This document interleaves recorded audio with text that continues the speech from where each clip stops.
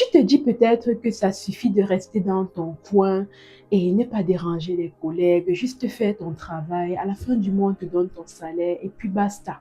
Non, c'est une erreur que tu es en train de commettre et elle risque de te coûter ta carrière. Alors, il y a beaucoup de personnes qui, malheureusement, restent silencieuses là où on attend qu'elles montrent leur expertise. Elles restent trop silencieuses lorsque on attend leur voix, on attend de l'écouter, on attend qu'elles prouvent pourquoi elles sont véritablement dans cet emploi-là. Mais parce qu'il y a une certaine ignorance, un certain manque de connaissances sur comment se comporter en milieu professionnel, ben, elles perdent des opportunités. Oui, ton silence te coûte des opportunités énormes. Ton silence te coûte l'opportunité de démontrer ta valeur et de pouvoir augmenter justement ton grade salarial. Bienvenue à toi sur cette chaîne, je suis Freddy. Ici, on parle de l'épanouissement professionnel. Comment est-ce que s'épanouir en milieu professionnel? Comment maîtriser les règles du jeu, ok? Et pouvoir être cette leader-là qui apporte un impact, qui ne fait pas que travailler, mais qui se rend mémorable et inoubliable. Alors, bienvenue à toi. Si vraiment des thématiques comme comment s'épanouir au travail, comment apprendre vraiment à s'imposer, ok, à son lieu de service, comment voilà, éviter certains pièges stratégiques, ben, n'hésite pas à t'abonner, n'hésite pas à activer la cloche de notification pour ne rien manquer et surtout reste jusqu'à la fin de cette vidéo si tu veux comprendre désormais quelles sont les clés qui vont te permettre, les clés actionnables, hein, tu pourras appliquer ça dès demain, ok? Et ça va te permettre justement d'améliorer tes relations avec tes collègues et surtout, voilà, d'être vu comme cette personne-là qui est à sa place, ok? Alors, j'ai vu beaucoup de personnes avoir peur de comment est-ce que voilà leur parole pourrait être prise, avoir peur d'être maladroite, ok, avoir peur de s'exprimer au risque de dire des bêtises, je te comprends.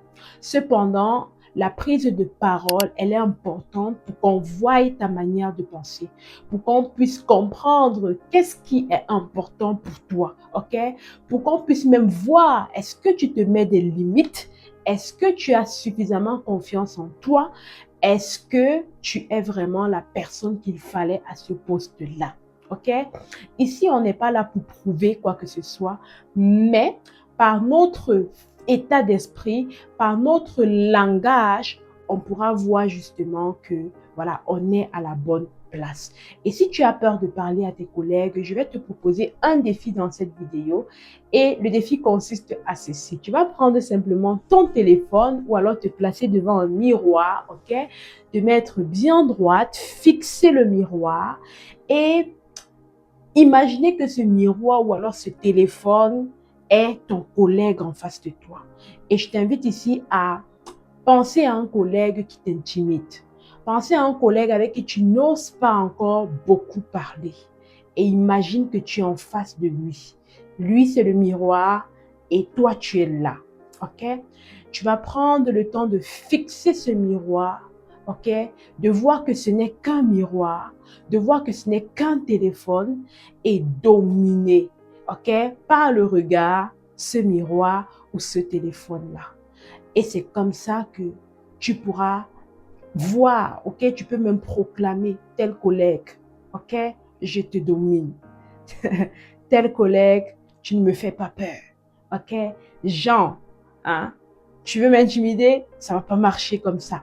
Et tu prends la peine vraiment de t'accaparer, ok, c'est à toi. Parce qu'il faut comprendre que tout ce qui est en ta possession ou alors tout ce qui est en milieu professionnel et partout d'ailleurs, ok, c'est quelque chose qui est à toi. Ce sont des ressources que Dieu te donne pour pouvoir exercer ta mission, pour pouvoir évoluer. Donc, tu vas regarder, ok, et puis tu vas t'imaginer ce scénario-là où tu viens comme un papa pour aider ce collègue-là, ok. Et vous savez, lorsque tu viens en tant que parent vers une personne, tu as le cœur là de se mettre à la personne, à la place de la personne et de comprendre la personne. Donc, tu vas poser naturellement la question, comment ça va? Sur quoi est-ce que tu travailles en ce moment, par exemple? OK? Et ce que tu vas faire, c'est que tu vas observer. Tu vas noter. Tu vas pas trop parler, ok? Garde tes paroles, économise tes paroles, mais écoute beaucoup plus. La Bible dit que le sage écoute, d'accord? Et l'insensé multiplie les paroles. Donc, écoute vraiment ce que la personne est en train de te dire. Et un petit bonus en passant, je te le conseille de faire avec un collègue qui te challenge. Un collègue que tu sais important, un pion important de cette entreprise-là et qui pourrait rapidement t'aider. D'accord? Et ça va te permettre quoi? Lorsque tu vas l'écouter, tu vas voir quels sont les mots qu'il emploie, quelles sont les expressions qu'il utilise et tu notes cela. D'accord? Tu peux encore même poser une autre question, à savoir, par exemple, où est-ce que ça brûle actuellement dans un aspect de ton travail, en fonction de ce qu'il t'aura dit. Et lorsque tu vas poser cette question-là, tu pourras voir s'il est sous le stress ou pas. OK? Tu pourras voir s'il a besoin d'aide ou pas.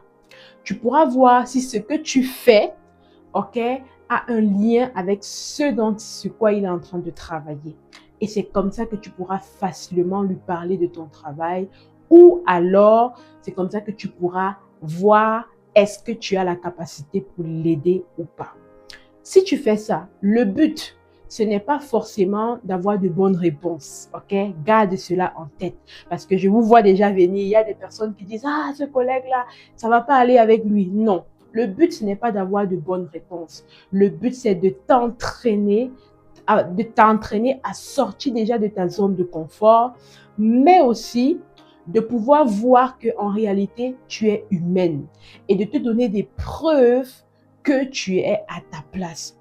Ça, c'est super important pour toi-même. De deux, ça va également aider le collègue en question à voir ta valeur.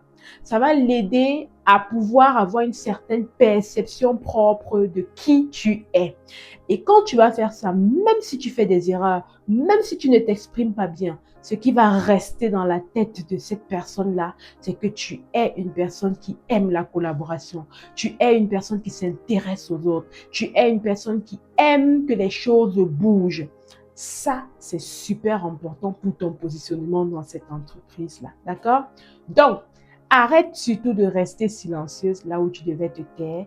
Applique, ok, ces conseils-là. Dis-moi en commentaire aussi si tu as d'autres astuces. Comment est-ce que tu fais justement pour améliorer ces relations-là entre collègues? Voilà, améliorer la communication surtout.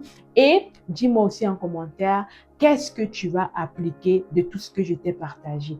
N'hésite pas à me dire également s'il y a un aspect, ok, dans ta vie professionnelle que tu aimerais que j'aborde dans l'une de mes vidéos et je me ferai le plaisir de travailler cela pour toi, ok? N'oublie pas de t'abonner et rendez-vous au prochain numéro.